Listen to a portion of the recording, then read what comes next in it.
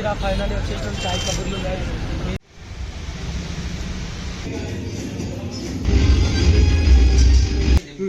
Hello guys welcome back to our channel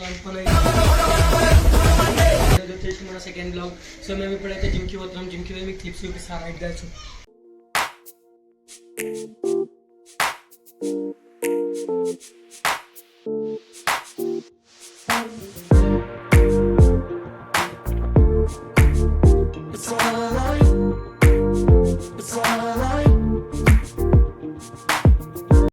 guys ఇప్పుడైతే మేము gym అయిపోయింది. పోస్ట్ వర్క్ పర్పస్ నిజమా మనీ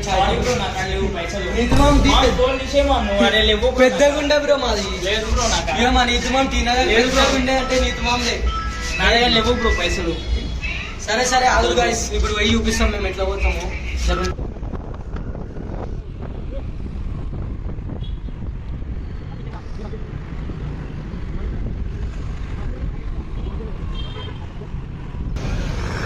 ఫైనల్ వచ్చేసిన చాయ్ కబుర్లు నిజమం తీసేసుకున్నా. చాయ్ నిజమం మాట్లాడమా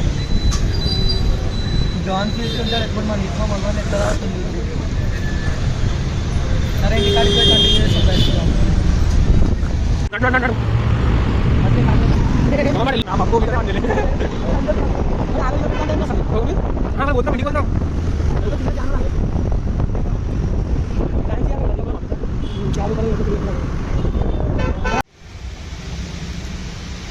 భువన్గాన్కి చాటి కొట్టి తిని తాగి అంతా వేసి ఇప్పుడు పోతున్నాం భువన్గాన్ కాడికి.